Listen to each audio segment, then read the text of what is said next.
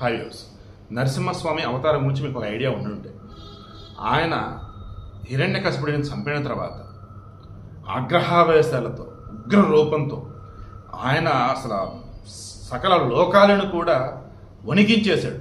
అంటే ఆయన్ని చూసి సకల దేవతలు తట్టుకోలేకపోతుంటారు ఆ ఉగ్ర స్వరూపం చూసి.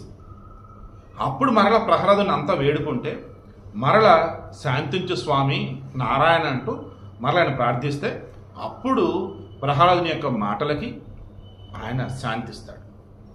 ఉగ్ర నరసింహస్వామి ఆ ఉగ్రరూపం అప్పుడు శాంతి ఇచ్చింది. ఇప్పుడు సినిమా థియేటర్లో మహావతార నరసింహ ఉగ్ర అవతారం లేదంటే ఉగ్ర తాండవం ఇప్పట్లో శాంతించేలా లేదు.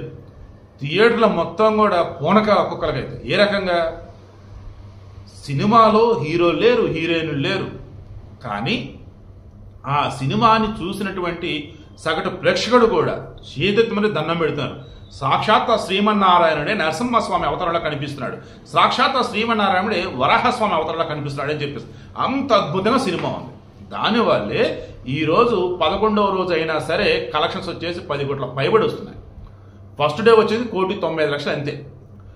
ఏకంగా హిందీలో అయితే 60 కోట్లు దాటేసింది. ఇండియా వైజ్ మొత్తంగా చూస్తే ఫస్ట్ యానిమేషన్ ఫిల్మ్ 100 కోట్లు దాటేసింది ఇదే. ఇంతవరకు భారతదేశంలో పూర్తి యానిమేషన్ చిత్రం ఏది కూడా 100 కోట్లు దాటల. One and only Indian movie అంటే మహావతారం నరసింహ.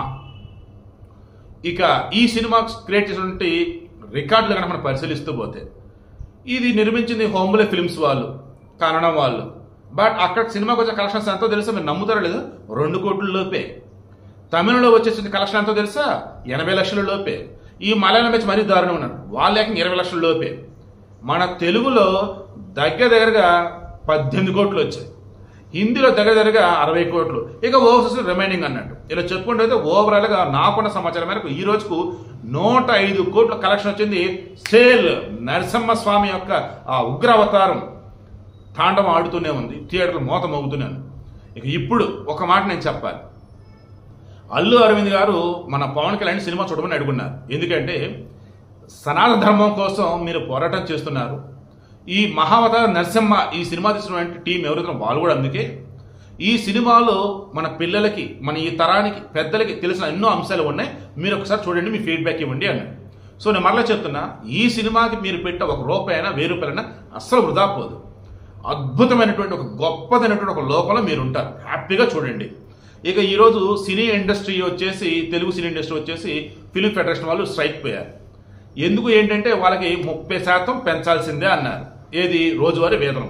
అలా పెంచితేనే వాళ్ళు విధులకు వస్తామని అన్నారు. అలా కాని పక్షాలు విధులకు రాము అన్నారు. ఈ మూమెంట్లో స్టార్ హీరోలు అంటే ఎవరైతే కోట్లు డబ్బు తీసుకుంటున్నారో వాళ్ళు ఇప్పుడు ఆలోచించాలి. వాళ్ళు డబ్బు తీసుకుంటున్నారు, సినిమా హిట్ అయిద్దంటే తెలియదు, వాళ్ళ మీద డబ్బు తీసుకుంటారు. బట్ ఈ ప్రొడక్షన్కి సంబంధించి ఎవరైతే పనిచేస్తూ ఉంటారో ఓవరాల్ మొత్తం 24 క్రాఫ్ట్స్ వాళ్ళు ఏకంగా 100 మంది పనిచేస్తారు, 1000 మంది పనిచేస్తూ ఉంటారు. వారికి ఇచ్చే డబ్బులు ఏవైతున్నాయో 30% పెంచమన్నారు కదా, ఆ 30% పెంపు వల్ల ఇంకా ఎఫెక్టివ్గా పనిచేస్తారు. అండ్ మౌత్ పబ్లిసిటీ సినిమాకి సంబంధించి ద బెస్ట్ పాజిటివ్గా తీసుకెళ్తారు. సినిమా ప్రమోషన్ మొత్తం సగం వాళ్ళే చేసి పెడతారు. సో ఇది నిర్మాత ఆలోచించాలి. తర్వాత సినీ హీరో వచ్చేసి 20 కోట్లు, 30 కోట్లు, 40 కోట్లు, 50 కోట్లు తీసుకుంటారు, 100, 150 కోట్లు కూడా తీసుకుంటారు. ఇందులో జస్ట్ 10% వాళ్ళు తగ్గించుకుంటే అందులో నుంచి మిగిలే కోట్ల రూపాయలు ఏవైతున్నాయో ఆ కోట్ల రూపాయలలో కొంత ఈ పని చేసే వాళ్ళకి కనుక అడ్జస్ట్ చేయగలిగితే 30గా 40 to 50% పెంచేయచ్చు అన్నమాట. సో ఈ వీడియో మెయిన్ ఇంటెన్షన్ హీరోలు, హీరోయిన్లు ఎవరు లేకుండా అద్భుతమైన సినిమాగా ఈరోజు మహావతార నరసింహ కనపడింది. రానున్న రోజులలో ఈ హీరోలు కనుక ఇప్పుడుగా రెమ్యూనరేషన్ తీసుకుంటూ పోతే, ఈ రకమైన సినిమాలు కనుక వస్తే దానికి వాళ్ళ పరిస్థితి ఏంటి?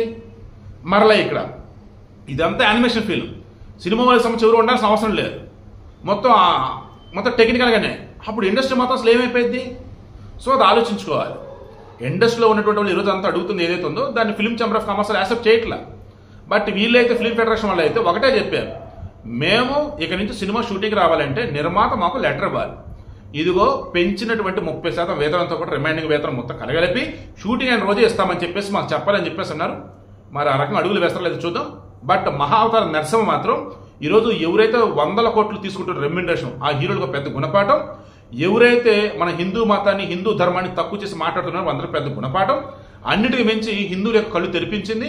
అన్నిటికి మించి సనాతన ధర్మానికి సంబంధించి ఇంకా ఇంకా తెలుసుకుని అనుకుంటున్నారే, అటువంటి వాళ్ళకి ఈ సినిమా ఒక గొప్ప లైబ్రరీ నాకైతే అనిపిస్తా.